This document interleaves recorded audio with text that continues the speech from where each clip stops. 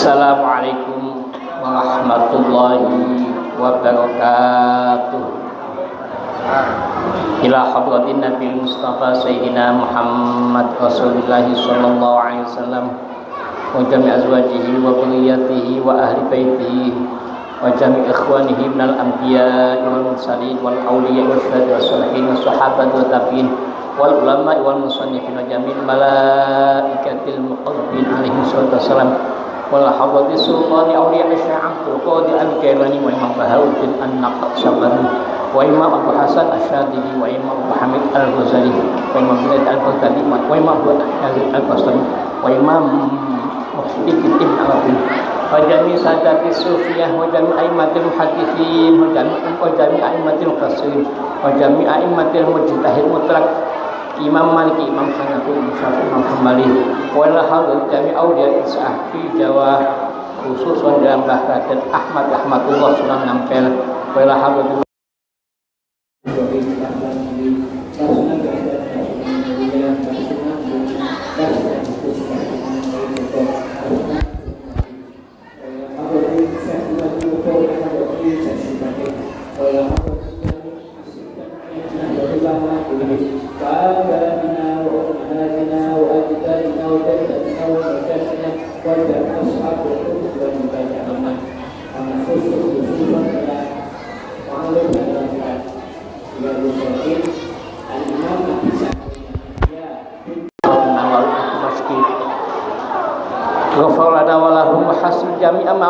Nabi wasallallahu alaihi lahumul Fatihah. A'udzu billahi minasyaitonir rajim. Bismillahirrahmanirrahim. Alhamdulillahi rabbil alamin arrahmanir rahim maliki yaumiddin. Iyyaka na'budu wa iyyaka nasta'in. Ihdinas siratal mustaqim. Shiratal ladzina an'amta 'alaihim ghairil maghdubi 'alaihim waladdallin. Amin. Alhamdulillah, pada malam ini kita sama-sama diberikan kesehatan. Mudah-mudahan kesehatan ini terus oleh Allah diberikan keberkahan kepada kita sehingga kita bisa menjalankan ibadah sebagai hamba Allah. Kita pada malam ini masuk pada bab ke-18 kitab Riyadhus Shalihin bab ke-18. Bismillahirrahmanirrahim. Qala mu'allif rahimahullahu ta'ala wa nafa'ana bihi wa bi ulumihi wa amadana bi aswalihi wa bi barakatihi fid dawaini amin. Babu fi nahyi 'anil bid'ah wal muhdatsatil umur. Ai hadza utawi iki babun siji bab fi nahyi dalam nerangaken larangan anil bid'ah saking agawe bid'ah. Anil bid'ah saking agawe bid'ah wal muhdatsatil lan perkara kang anyar teko. Wa muhdatsatil umur lan perkara kang anyar teko. Ini bab yang banyak memunculkan perselisihan di dalam umat Islam, menangkap memaknai masalah bid'ah atau muhdatsatil umur itu banyak multi persepsi, multi tafsir, multi makna. Qala dawu subhanallahu ta'ala bi Allah ta'ala. Qala istawa subhanallahu ta'ala bi Allah ta'ala kama halu Allah. Fama dza fa'tal haqqi illa dhalal. Fama dza mongko utawi siji fa'tal haqqi sawise kebenaran iku illa dhalal kejaba kesesatan. Surat Yunus ayat 32. Wa qala Allah ta'ala ma farratna fil kitabi min syai'. Ma farratna ora ninggal ingsun Kita dalam kitab min syai'in saking suci. Surat Al-An'am ayat 38. Wa qala Allah Ta'ala fa in tanaza'tum fi syai'in farudduhu ila Allah wa rasul. Fa in tanaza'tum mongko tekalane perselisihan atau permusuhan, berbeda pendapat atau berbeda pandangan, fi syai'in dalam suci Farudu mongko balekna sapa sira kabeh ing syai' ilallahi man Allah wa rasul dan utusan Allah. Ai alkitab was sunnah. Tegese dipadakno nang aturan-aturan Quran dan sunnah Nabi. Wa qala Allah Ta'ala wa anna hadza sirati mustaqiman fattabi'uhu wa la tattabi'us subula fatafarraqa bikum an sabilihi. Surat Al-An'am. Wa anna hadza la satamani wa anna hadza sataman iki iku sirati minangka dalan mustaqiman kang lurus. Fattabi'u mongko padha ngikutana sapa sakabeh ing sirat wala tattabi'ulan aja ngikuti sapa sakabeh asubula ing dhewe jalan fatafaq kang dadakan pisah-pisah atau pecah-pecah iku kelawan sirat yen iku kelawan sirat kabeh angsapihi saking dalane angsapi saking dalane. Surat Al-An'am ayat 153. Wa qala Allah Ta'ala qul in kuntum tuhibbunallaha fattabi'uni yuhibbukumullah wa yaghfir lakum dzunubakum.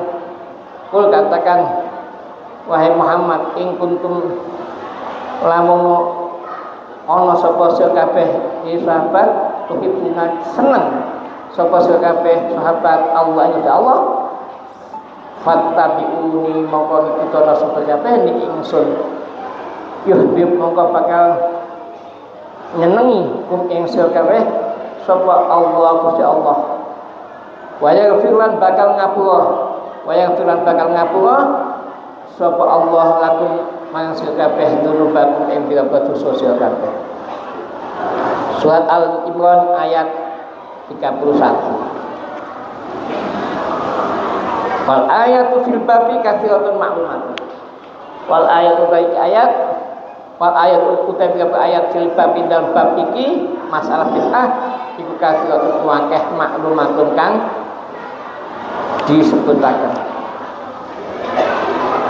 Bab ini masih dalam pembahasan tentang hal yang krusial di dalam kalangan umat Islam, yaitu larangan melakukan bid'ah. Bid'ah niku ya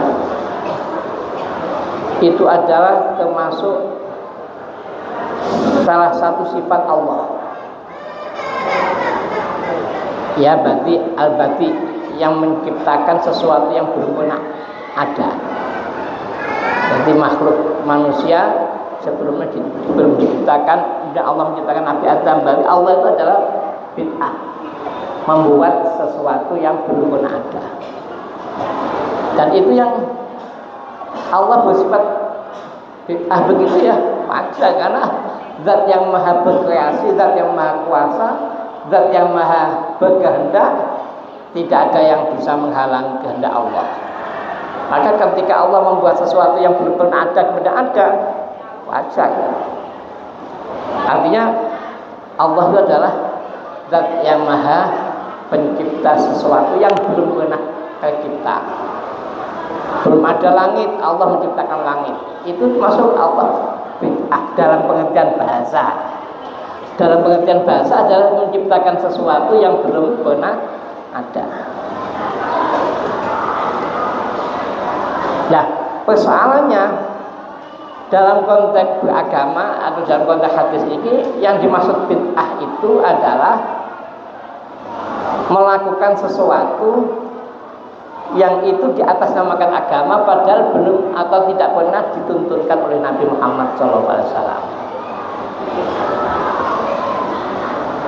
Nah, ini persoalannya di situ.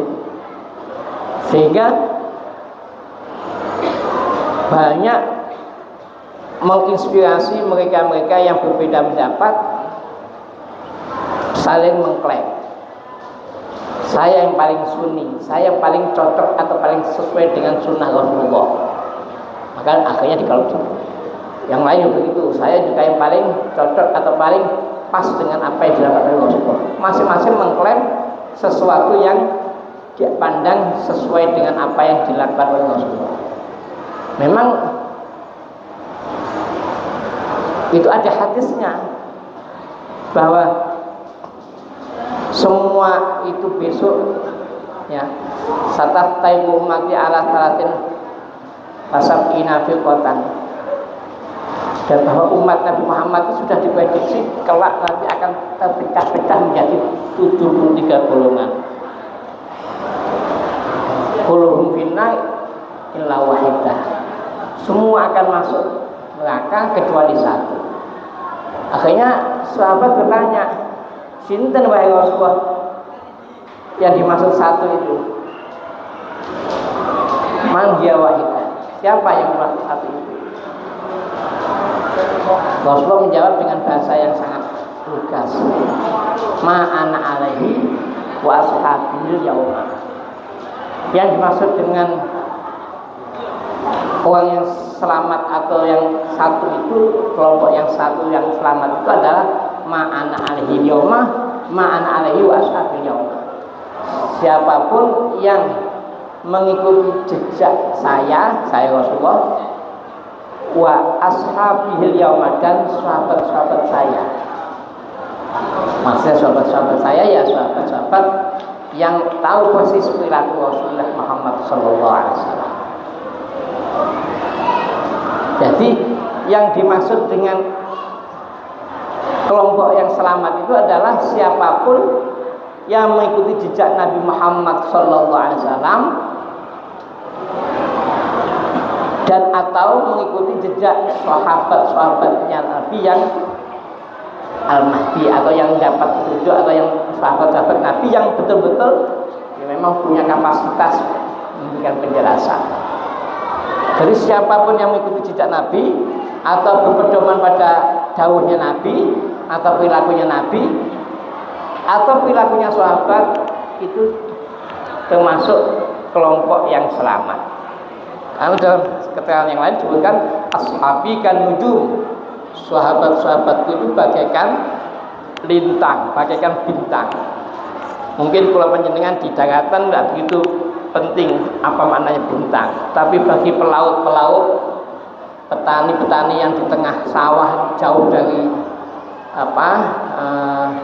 kompas belum ada, mungkin ya di laut juga gitu belum ada kompas, maka bintang atau lintang yang ada di atas ufuk atau di atas angkasa di tengah malam itu bisa menjadi salah satu navigasi untuk menuju satu arah sebagai petunjuk.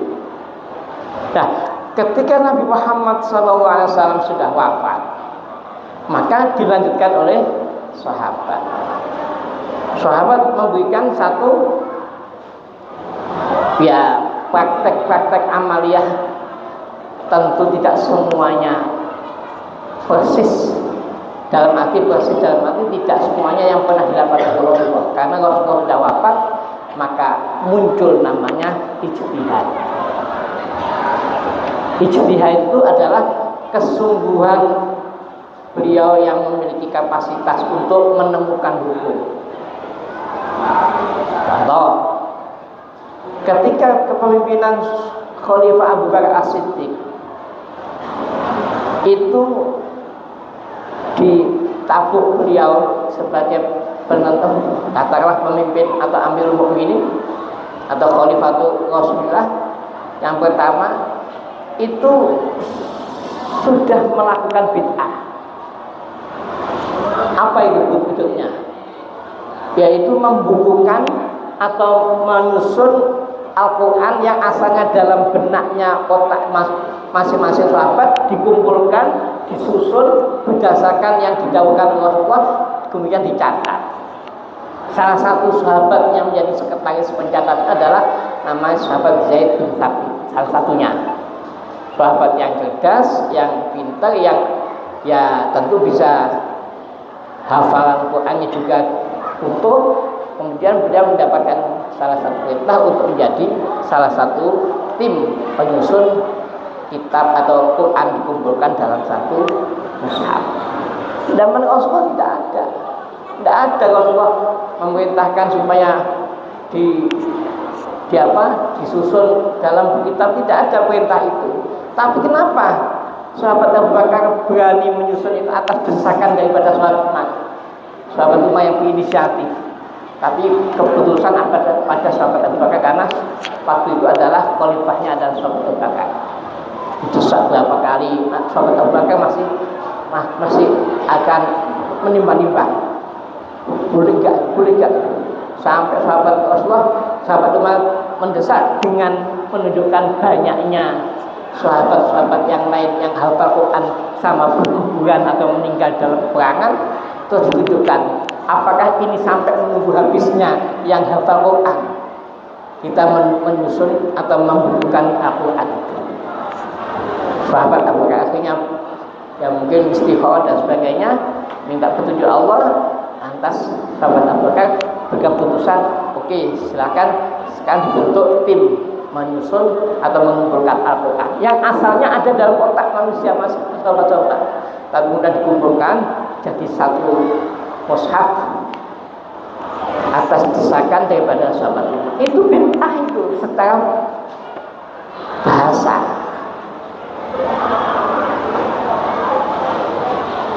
Kalau tidak dikatakan bid'ah, lawang zaman Rasul tidak ada. Ada lagi zaman sahabat Umar bin Khattab. Beliau membuat satu kebiasaan sholat tarawih jamaah. Padahal zaman Rasulullah sholat tarawih yang berjamaah itu kalau nggak salah cuma 4 malam. Selebihnya Rasulullah tidak berjamaah di masjid. Tapi sahabat Umar selaku khalifah waktu itu berani melakukan tindakan itu, bahkan menyatakan hadhi nikmatul bid'ah. Ini adalah bid'ah yang paling nikmat. Karena apa? Bisa menyusun kekuatan di samping membuat jamaah sholat tarawih bersama. Di situ sahabat Umar mungkin mengatur strategi kekuatan pasukan-pasukan. Itu mungkin bagian daripada langkah-langkah sahabat Umar. Itu juga bid'ah. Tapi sahabat Umar berani hadhi nikmatul bid'ah. Ini adalah bid'ah yang paling nikmat. Berani menyatakan itu. Dari beberapa fakta itu, bahkan ya termasuk ketika pasukan Islam menang dalam satu peperangan, zaman Nabi itu kalau menang biasanya yang ketangkap jadi tawanan, kemudian semua barangnya menjadi harta rampasan. Itu zaman Nabi. Tetapi pada saat zaman sahabat Umar beda lagi perkembangannya, melakukan ekspansi ke wilayah daerah Persia, tempatnya itu subur ya, katalah tempatnya itu subur sekali, pasukan Islam menang. Diawalkan pada suatu hari, ini gimana? Mereka tidak mau Islam tapi mau menyerahkan sebagian hasil alamnya itu untuk disetorkan kepada. Akhirnya dipertimbangkan oleh sahabat Umar, nggak apa-apa, kita memang tidak mewajibkan dia masuk Islam karena itu adalah hidayah, tetapi dia harus tunduk kepada aturan yang dibuat. Akhirnya dipersilakan, dilepas, tetapi ada kewajiban namanya jizyah. Jizyah semacam pajak. Itu zaman Nabi tidak ada. Tapi sahabat Umar berani mengambil keputusan seperti itu. Maknanya apa? Berarti kita tidak boleh terlalu kaku memahami bid'ah dan semua yang tidak pernah dapat oleh Nabi adalah bid'ah. Nah, kalau gitu ya terserah saja. Kalau kopiah putih ini mungkin ada, kalau kopiah hitam ala Indonesia ini tidak ada bid'ah itu. Sholat pakai kopiah hitam bid'ah. Karena secara logika kan zaman Nabi tidak ada, atau zaman Nabi tidak pakai kopiah hitam. Nah, ini menunjukkan bahwa memahami agama itu memang membutuhkan akal selain nakal atau take Al-Quran dan hadis, tapi juga membutuhkan akal, di mana akal itu tentu yang memiliki kapasitas di situ bidangnya. Kalau bukan mujtahid kok kemudian buat fatwa boleh sholat pakai bahasa Indonesia, Allah Maha Besar, segala puji bagi Allah. Akhirnya ditangkap kan, karena apa? Itu dianggap ya bukan bidangnya, bukan ulama, bukan kapasitas mujtahid membuat fatwa bahwa sholat boleh pakai bahasa Indonesia. Ya jelas itu melanggar pakem atau aturan agama. Tetapi yang di sini dimaksud bid'ah di sini tentu adalah segala sesuatu yang di atas namakan agama Islam, tetapi di masa Rasulullah tidak diberikan contoh atau tidak diberikan tuntunan. Sehingga dengan adanya fakta seperti itu, maka Imam Syafi'i itu memberikan satu definisi tentang bid'ah. Bagaimana disebutkan dalam kitab Fathul Bari, al-muhdatsatu dzurban, sesuatu yang dibaru-barukan atau yang dibuat-buat, yang dibaru-barukan itu ada dua. Pertama, ma uhditsa mukhalifu kitaban au sunnatan au atharon au ijma'an fa hadhi bid'atun dhalalah. Apa yang dibuat-buat ya, yang di atas namakan agama, bertentangan dengan Al-Quran, bertentangan dengan sunnah Rasulullah, bertentangan dengan tatanan atau apa yang pernah dilakukan oleh sahabat, au ijma'an atau bertentangan dengan kesepakatan ulama-ulama, fahadhi bid'atun dhalalah, maka itu dikatakan bid'ah dhalalah. Jadi yang dikatakan bid'ah yang masuk kategori sesat itu adalah manakala perilaku yang diada-adakan itu tidak pernah atau tidak sesuai dengan Al-Quran, tidak sesuai dengan hadis, tidak sesuai dengan perilaku sahabat, tidak sesuai dengan kesepakatan ulama, maka bahadihi bid'atul dhalalah. Yang kedua, menurut Imam Syafi'i, wa ma uhtitha minal khair la yukhalifu syai'an min dzalika fa hiya muhdatsatul ghairu madhmumah. Adapun apa-apa yang dibuat-buat atau yang dibaru-barukan atau yang tidak pernah ada, tetapi minal khair, dari berupa sesuatu yang bersifat kebaikan. Kata kebaikan itu adalah membawa kemaslahatan atau rifadul amal, untuk menambah bobot amal perbuatan kebaikan yang la yukhalifu syai'an min dzalik, yang tidak bertentangan dengan Quran, tidak bertentangan dengan hadis, tidak bertentangan dengan ijma' asal sahabat, dan tidak bertentangan dengan ijma' ulama, maka faya muhdatsatu ghairu mahmumah, maka itu adalah sesuatu yang dibaru-barukan atau dibuat-buat yang tidak tercela. Yang pertama tadi yang bertentangan dengan Quran dan sebagainya itu sudah dhalalah, sesat. Tapi yang dibuat di masa Nabi tidak dilakukan, berarti kan bid'ah. Tetapi itu adalah ada unsur kebaikan. Contoh tadi menyusun Al-Quran dalam bentuk tulisan, asalnya ada dihafalkan, diwujudkan menjadi mushaf 30 juz. Itu adalah minal khair, untuk menyelamatkan generasi berikutnya, supaya kalau yang belum tahu bagaimana tulisannya dan sebagainya, bagaimana bunyinya dan sebagainya, maka ada pedomannya, namanya mushaf Al-Quran. Bahkan kemudian zaman Sayyidina Utsman bin Affan selaku khalifah, ekspansinya semakin luas sampai ke, kalau saat ini sudah sampai, kalau peta saat ini sudah masuk ke Rusia, Uzbekistan dan sebagainya. Itu sudah kemasukan pasukan Islam pada zaman Khalifah Sayyidina Utsman bin Affan. Ada yang masuk ke negeri yang lain-lain, tetapi ada persoalan ketika sahabat Utsman melakukan ekspansi, melakukan sidak ke tempat-tempat yang berbeda-beda itu, lah kok bacaan Qur'annya itu beda-beda, suara bunyi Al-Qur'annya itu beda-beda, logatnya beda-beda, tulisannya juga beda-beda. Akhirnya sahabat Utsman melakukan tindakan yang juga penting, namanya Khat Utsman. Jadi tulisannya itu tulisan yang berstandar, semua disamakan, distandarisasi menggunakan Khat Utsman. Termasuk yang masuk ke Indonesia itu adalah Khat Utsman. Titiknya telu itu adalah tak, kemudian kalau hamzah itu bagaimana bentuknya, itu adalah menggunakan standar yang dibuat oleh zaman Khalifah Utsman, sehingga beliau dikenal sebagai Khat Utsman. Ini jasa beliau. Tapi dari sudut bahasa bid'ah, karena zaman Rasul tidak ada tulisan-tulisan yang model seperti ada harokatnya, itu tidak ada.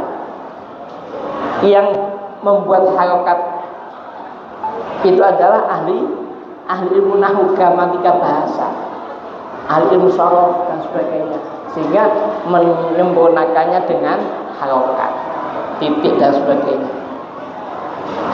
Nah, dengan demikian maka kita tidak boleh terlalu kaku bahwa semua yang tidak pernah dilakukan oleh Nabi adalah bid'ah. Nah, kalau gitu ya kita menjadi seakan-akan nggak berkembang, karena ya saya kok sangat respect dengan polanya Imam Syafi'i, di mana dibagi menjadi dua. Ada bid'ah dhalalah yang memang bertentangan dengan aturan agama, Quran, hadis dan sebagainya. Ada yang bid'ah ghairu madhmumah atau bid'ah hasanah, yaitu bid'ah yang membawa kebaikan atau membawa kemaslahatan. Ini memang babnya bab masalah itu. Nanti kalau kita memaknani semua yang tidak boleh, yang tidak pernah dilakukan oleh Nabi adalah berarti dilarang. Nah, kalau gitu nanti sholat nggak boleh pakai mic, ya pakai mic nggak boleh. Zaman Nabi nggak ada mic, harus naik di atas pelapah kurmanya. Kalau ada kurmanya, kalau tidak ada bisa naik pohon kelapa. Itu nanti menjadi memberatkan umat Islam. Fa in tanazatum fi syai'in farudduhu ila Allah wa rasulih, ila Allah wa rasul. Fa in tanazatum, maka ketika kalian bertentangan pendapat atau pikiran fi syai'in dalam terhadap sesuatu, faruddu, maka kembalikan ila Allah wa rasul, kepada Allah dalam Al-Qur'an adalah Quran, wa rasul dan urusan Allah. Nah, pertanyaannya, kalau zaman Nabi masih sugeng, kita berbeda pendapat, waktu masih sugeng langsung sowan pada Nabi, teratasi. Nabi niki kok ada yang ngimami pakai kulhu mawon. Nah, akhirnya Nabi menjelaskan apa alasanmu. Setelah alasan disampaikan, makul, bahkan baik, malah didukung oleh Nabi. Artinya apa? Keputusan segera bisa diambil. Tetapi kan setelah Nabi wafat, sahabat sudah habis, terus kepada siapa? Nah, maka ulama-ulama menyatakan al-ulama'u warasatul anbiya. Ulama-ulama yang memiliki reputasi keilmuannya sudah betul-betul mumpuni, maka itu adalah pewaris para nabi. Ketika persoalan zaman Nabi muncul, diadukan kepada Nabi, terus terselesaikan. Tetapi setelah Nabi Muhammad wafat, sahabat-sahabat habis, sudah wafat, masa kita masih datang ke makamnya Nabi ini tanya gitu ya? Maka kembali kepada sumber hukum menurut ulama-ulama ada 4. 1 Al-Quran, 2 hadis, hadis atau sunnah Rasulullah. Kemudian yang ketiga adalah ijma, yang keempat qiyas. Ada yang balik, qiyas dulu baru ijma. Artinya apa? Bahwa begitu indahnya persoalan-persoalan perkembangan kehidupan itu, insya Allah akan bisa terus berkembang manakala ada yang menjadi masternya atau menjadi pelitanya, menjadi semacam maskotnya yang bisa memberikan pencerahan kepada lingkungan. Maka sampai menyatakan mautul alim, mautul alam. Wafatnya orang yang punya ilmu atau yang alim itu sama dengan wafatnya alam atau meninggal berantakannya alam. Karena nggak ada yang menjadi pendulum, nggak ada yang menjadi mercusuarnya. Maka kalau ada orang wafat, orang alim wafat, kita harus merasa kehilangan.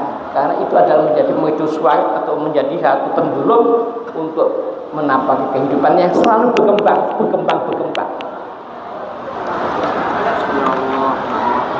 Fa'amma ahaditsu fakathiratun jiddan. Adapun utawi hadis fakathiratun akeh jiddan kelawan banget wa hiya masyhuratun.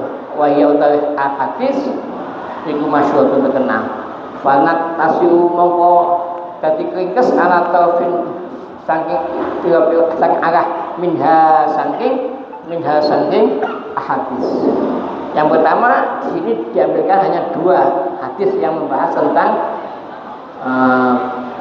bid'ah atau muhdatsah. An Aisyah radhiyallahu anha qalat qala Rasulullah sallallahu alaihi wasallam man ahdatsa fi amrina hadza ma laysa minhu fa huwa radd. Man siapa yang ahdatsa kang nganyaraken atau kang memperbarui atau membuat sapa man fi amrina ing dalam urusan kita hadza ka iki din Islam ma ing barang laisa kang ana apa mak niku mihu saking amrina fa huwa mongko tawi ma iku radun ditolak. Jadi apa-apa yang dibuat-buat yang mengataskan atau dihubungkan dengan agama tapi yang tidak ma laisa minhu fa huwa radun, yang tidak dibenarkan, ma laisa minhu yang tidak dibenarkan oleh Quran hadis bahwa maka itu akan jelas ditolak. Tapi kalau nggak bertentangan enggak. Kalau nggak bertentangan berarti tinggal persoalannya apa yang dibuat-buat itu, yang dibuat adalah kebaikan, ya nggak apa-apa. Berarti itu masuk menambah fadhilul amal. Tapi kalau yang dibuat-buat adalah sesuatu yang mencelakakan, ya tentu tidak boleh. Muttafaqun alaih. Wa fi riwayatin muslimin man amila amalan laisa alaihi amruna fa huwa raddun. Siapa yang mengamalkan sesuatu yang tidak ada amal fa huwa raddun, maka itu adalah tertolak. Ini kita terang memang hadis-hadis ini termasuk hadis yang banyak menimbulkan perselisihan di kalangan umat Islam. Tentu perselisihan bagi mereka yang tidak mengikuti alur daripada pencerahan ulama. Kalau memang mengikuti pencerahan ulama, saya yakin kita sudah ada pendulumnya, pembimbingnya. Kalau kita melakukan sendiri mungkin kita tatap-tatap, kedungkel-dungkel. Tapi kalau kita diingatkan atau diarahkan oleh satu pemandu, ya insya Allah ada petunjuknya. Wa an Jabir radhiyallahu anhu qala kana Rasulullah sallallahu alaihi wasallam idza khatabana kana khutbah sapa nabi ihmarat dadi merah padam apa ainahu socorone kanjeng Nabi. Peninggalé kanjeng Nabi itu wajah menjadi merah. Wa alalan banter apa sautuhu suarane kanjeng Nabi. Wastaddat banget apa ghadabuhu duka mukanya Nabi semakin membesar. Hatta ka'annahu supaya satu kanjeng Nabi ku mundiu jaisin panglima perang. Ya qul hale jauh sapa kanjeng Nabi. Subhanakum wa masyarakum Jadi awas masuk waktu pagi, wa masakin waktu sore, wa yakuna dawuh Nabi, wa itu ana wasa'ata kahataini. Wa itu diutus sapa ingsun ana ya ingsun kata dawuhnya Nabi, wa itu diutus sapa ingsun ana ya ingsun wasa'ata lan sertane dina kiamat intahataini kaya dene dua hari ini. Jadi Nabi menyatakan itu ana wasa'ata kahataini itu sambil dua jarinya itu diginikan. Wa qalulan barakaken baina usbu'aihi antara telunjuknya baina usbu'aihi antara telunjuknya asbabata baina usbu'aihi antara dua giginya ya yaitu rupanya asbabata telunjuk wal wustolam tengah itu diginikan. Wa yaqulu dawuhnya Nabi amma ba'du. Khutbahnya sambil menyatakan gini, wa itu ana wasa'ata kahataini. Ini. Kemudian amma ba'du fa inna khairul hadis kitabullah. Fa inna khairul hadis semoga teman sebaik-baiknya hadis itu kitabullah, kitabnya Allah atau Quran. Wa khairul huda itu huda Muhammad sallallahu alaihi wasallam. Dan sebaik-baiknya pengarah atau pembimbing atau petunjuk itu huda Muhammadin, yaitu petunjuknya atau arahan Muhammad. Wasyarul umur lan utawi Allah persoalan iku muhdatsatuha, yaitu perkara kang dianyar-anyaraken atau dibuat-buat.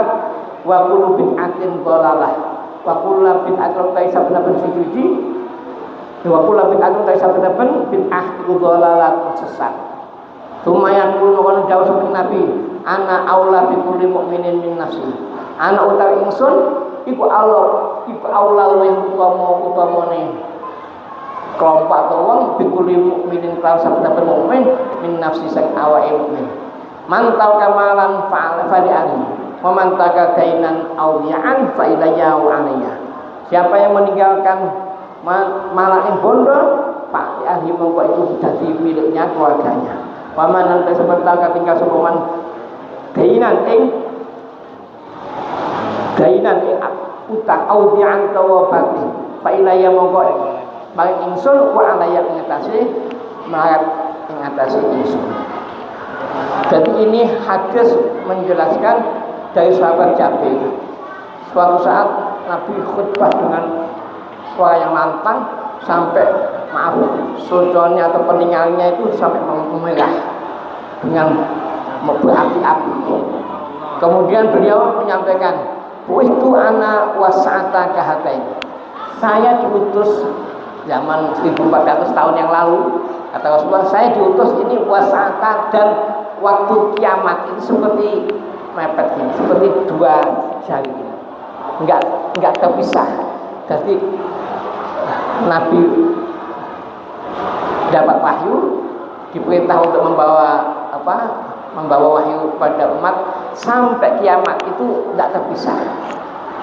Artinya apa? Betul-betul sangat singkat, tidak akan terpisah oleh suatu masalah vakum atau waktu yang kosong, nggak ada. Beda dengan zaman sahabat Nabi Isa kepada Nabi Muhammad itu terjadi kevakuman sekitar 500 tahun, tidak ada yang memberikan petunjuk. Tapi ketika Nabi Muhammad sampai kiamat itu tidak terpisah. Jadi beliau memberikan isyarat, itu ana wasa'ata kahatain. Saya diutus sampai kiamat itu seperti ini, sangat mepet sekali. Berarti waktunya pendek. Amma ba'du fa inna khairul hadisi kitabullah. Kemudian Nabi isinya khutbah itu adalah menegaskan bahwa sebaik-baik berita atau cerita atau hadis ya. Di sini ada hadis itu adalah satu dawuh itu kitabullah, ya kitabnya Allah. Wa khairul huda Muhammadin, dan sebaik-baik bimbingan atau arahan atau petunjuk yaitu bimbingannya Nabi Muhammad sallallahu alaihi wasallam. Wa syarrul umur muhdatsatuha. Tapi menjelaskan sejelek-jeleknya persoalan itu adalah yang dibuat-buat, yang tidak pernah dilakukan Nabi. Wa kullu bid'atin dhalalah, dan semua bid'ah dhalalah. Nah ini timbul satu penafsiran yang disampaikan oleh salah satunya ada Imam Syafi'i mengatakan wakul bid'atin itu ada dua, wakul bid'atin dua, wakul lulatin finna. Nah, kulun yang pertama memang menunjukkan sebagian bid'ah itu adalah sesat. Lalu kulun yang kedua wakul lulatin finna, adapun semua yang sesat itu adalah masuk neraka. Tetapi kulun yang pertama adalah ba'du minkul, sebagian. Bagaimana kalau kita menganalkan setiap umat semua itu nanti bertentangan dengan fakta di Quran. Di Quran itu ada, saya mencatat itu ada setidaknya yang saya tahu minimal 3. Surat Al-Anbiya ayat 30 menyebutkan A'udzubillahi minasyaitonirrajim waja'alna minal ma'i kulla syai'in hayy waja'alna dadaka berfirman Allah minal ma'i saking banyu kulla syai'in saben suci hayyin kang hidup. Nek menyatakan ayat ini bahwa kata-kata kul itu dianggap semuanya enggak pas faktanya. Memang dalam tulisan ini waja'alna dadaka berfirman Allah menciptakan segala sesuatu yang hidup itu adalah dari air. Termasuk manusia itu akan dari sperma, itu air. Jadi kalau itu dikatakan kul adalah semua, padahal ada fakta di Quran yang lain berbunyi dalam surat Al-Rahman ayat 15 wa khalaqal janna min marijim min nar wa khalaqal datakan sama Allah al-jan ing bangsa jin min marijim min nar dari percikan-percikan api. Nah, kan bertentangan berarti. Wong kata-katanya tadi semua dari air, tapi faktanya Nabi Allah juga menciptakan yang lain berupa terutama ya jin itu adalah dari api. Berarti menunjukkan bahwa tidak setiap kul itu bermakna semuanya. Mesti ada pentaksisan, ada pengecualian. Atau ayat yang lain, wa kana wara'ahum malikun ya'khudhu kulla safinatin ghusba wa kana ono emburine mereka malikun yaitu penguasa atau raja ya'khudhu kang merampas kulla safinatin ing saben-saben sampan atau perahu ghusba dengan paksa.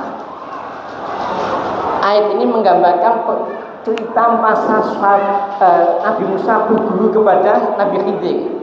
Akhirnya dikatakan kamu nggak mampu, tapi Nabi Musa, saya diperintahkan oleh Allah untuk berguru pada jenengan. Sudah kita tetap harus belajar kepada jenengan. Ya sudah, kalau kamu maksa silakan. Dimulai dari perjalanan naik kapal atau perahu. Dan jika di tengah-tengah naik di perjalanan, tahu-tahu Nabi Khidir tahu-tahu merusak bodinya atau mungkin ada situ yang jadi merusak perahunya, dirusak. Nabi Musa pikir ini awake dhewe numpang, mosok kok malah merusak perahunya, merusak kapalnya. Itu kalau bahasa kula safinatin semua perahu.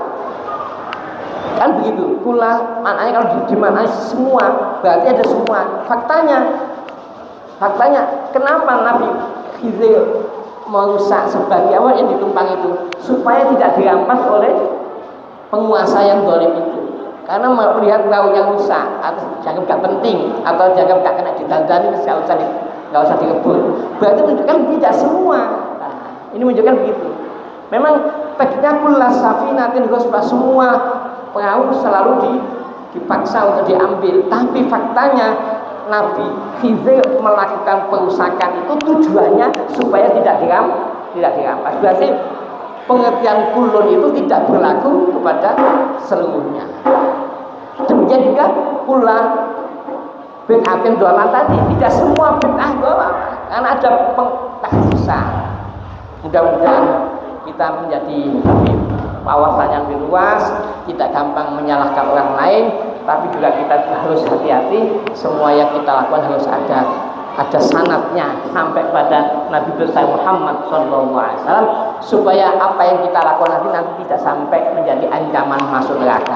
Amin ya rabbal alamin. Lebih mohon maaf.